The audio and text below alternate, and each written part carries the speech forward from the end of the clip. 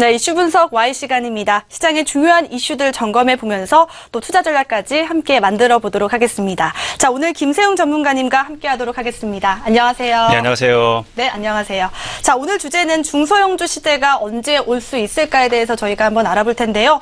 코스피는 연초에 비교했을 때 좀 많이 올랐는데 코스닥 같은 경우는 뚜렷하게 아직까지 오르는 모습을 보이지 못하고 있습니다. 자, 국민연금이 코스닥을 사지 않는 게 좀 가장 큰 이유로 좀 주목이 되고 있는데요.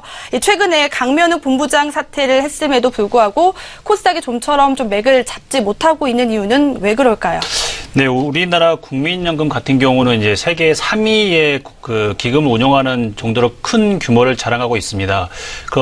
저번 달 강면욱 본부장이 사임을 하게 되면서 이제 대리로 직무 대리를 하고 있는 조인식 그 직무 대리 같은 경우는 강면욱 본부장이 취임했을 때 대형주 위주로 하는 패시브 전략을 짰던 그 실무진이고요. 이걸 구성했던 사람입니다. 그렇기 때문에 강면욱 본부장이 그만두고 나서 직무 대리를 하는 조인식 그 직무 대리 같은 경우도 작년부터 이어져 왔던 대형주 그리고 패시브 전략으로 했던 주식 투자 전략은 아직까지 유효하다. 그리고 그렇게 하고 있다라고 볼 수가 있습니다. 그렇기 때문에 대형주, 흔히 말하면 코스피 200을 비롯한 이런 그 대형주 위주로 주식을 사 모으고 있고, 코스닥 같은 그 중소형주 같은 경우는 외면을 받고 있다라고 말씀을 드릴 수가 있습니다. 최근에 이제 외국인들이 그 우리나라 주식을 사게 되면서, 이제 그의 바통을 이어받아서 기관 투자자들이 썸머넬리를 할 수 있을 것이다라고 이제 기대감이 있었는데, 그리고 또한 문재인 정부 같은 경우는 중소형주 그리고 또한 벤처 기업부를 창설하게 되게 되면서 중소형주에 대한 그 코스닥 그 열풍이 일어나지 않을까라고 생각을 했는데, 의외로 이런 모습이 일어나지 않는 것들은 국민연금을 운영하고 있는 이런 부분이 컸다라고 말씀을 드릴 수가 있고요. 국민연금 같은 경우는 위탁 운영사에 자금을 맡기게 되면서 벤치마크 지수라는 것들을 내줍니다. 그러면서 예전 같은 경우는 복제율이 낮았는데 이 복제율을 상향시키게 되면서 흔히 말하는 코스피 200 정도밖에 담을 수밖에 없는 상황을 만들어준 거죠. 그렇게 되면서 코스닥에는 자금이 들어오지 않았다라고 볼 수가 있고요. 이렇게 됨으로써 코스피는 오르는 반면 코스닥은 지지부진한 면면이 있었다라고 볼 수가 있는데, 이렇게 강면욱 그 본부장 그리고 또한 직무대리인 조인식 직무대리가 이렇게 했던 이유는 작년 초반에 코스닥 특히 중소형주의 주식 투자 수익률이 좋지가 않았는데 이 모습 때문에 결과적으로는 복제율을 상향시켜서 대형주 그리고 패시브 전략을 구사했다라고 말씀을 드릴 수가 있습니다. 이렇게 됨으로써 그 음식료 그리고 제약, 바이오가 큰 타격을 받았다라고 말씀을 드릴 수가 있습니다. 네, 이 개인 투자 비중이 높은 코스닥이 좀 저조한데요. 이 당분간 이어질 것이라고 좀 생각을 하고 계신가요?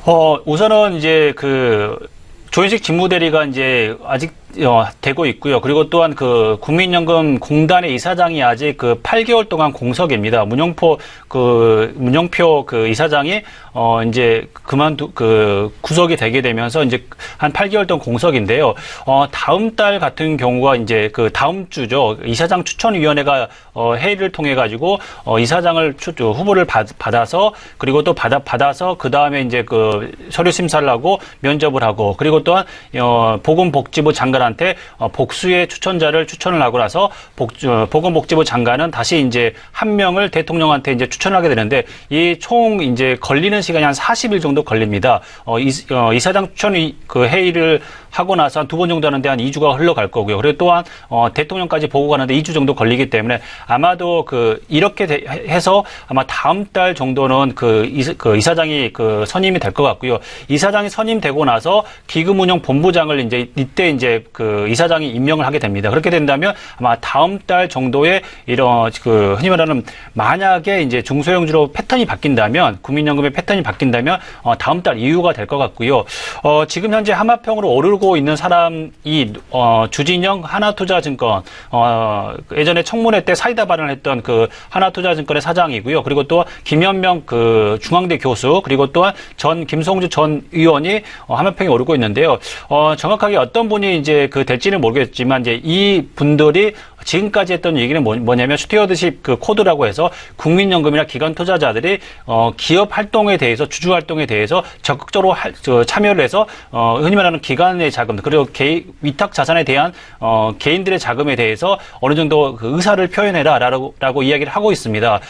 과거 사례에서 보게 된다면 그 국민연금이 제일모직과 삼성물산의 합병에 대해서 창선표를 돌리게 되면서 그 이재용 부회장의 그 승계가 자연스럽게 이루어지게 했던 부분이 있는데 이런 부분 때문에 스튜어드십 코드를 통해서 흔히 말하는 국민연금의 그 주주 그 참여 비율이 높아지지 않을까 생각이 들어서 아마도 이런 부분들이 이제 향후에 한 달 뒤에는 나타나지 않을까라고 생각이 들어서 굉장히 중요한 그 이사장 그 추천 회의가 되지 않을까라고 생각을 합니다. 네, 그럼 앞으로 투자 전략은 저희가 어떻게 대응해 보는 게 좋을까요? 우선 제가 생각할 때는 이제 아직은 뭐 확실한 뭐 결과가 나온 건 아니지만 향후에 국민연금 이사장의 뭐 이분들이 만약에 이분 중 한 분이 된다면 아마 스튜어드십 그 코드라는 부분에 통해서 국민연금이 적극적으로 기업 활동에 대해서 그 의사를 낼 것 같고요. 그리고 또한 이제 문재인 정부가 중소 벤처 기업부를 통해서 중소 기업을 키우고 벤처에 대한 창업을 일으키려고 하는 이런 모습들이 보이기 때문에 아마도 코스닥에 대한 자금이 들어오지 않을까. 그리고 지금 현재 보면 자산운용사들도 중소형주 펀드를 지금 만들어서 시중에 내놓고 있습니다. 물론 이제 성과는 미미하지만 향후에 문재인 정부 같은 경우는 중소형주의 펀드들이 아마 수익이 날 거라고 생각을 하고 있는 것 같아요. 그래서 이런 펀드들이 관심을 가질 만한 기업들이 어떤 걸까라고 보게 된다면 지금 현재 보면 배당주 그리고 또한 그 저평가 가치주에 아마 그 포커싱이 맞춰져 있다라고 볼 수가 있고요. 그렇게 된다면 IT나 성장주 관련된 코스닥 업체들보다는 이런 그 지금 현재 그 밸류가 싸게 거래가 되고 있는 그리고 또한 아니면 자산 대비해서 그 저평가되고 있는 이런 기업들 그리고 또한 이익은 많이 나는데 주가가 낮은, PER이 낮은 그런 기업들을 지금부터 꾸준히 사 모으신다면 아마도 이런 그 패턴이 바뀐다면 대형주보다도 오히려 중소형주가 올해 내년에는 더 좋지 않을까라고 생각이 들어서 지금은 이렇게 그 좀 중소형주에 대해서 공부를 하실 때다라고 말씀을 드릴 수가 있습니다. 네, 여기까지 이슈 분석 Y시간이었고요. 김세웅 전문가님과 함께했습니다. 오늘 말씀 고맙습니다.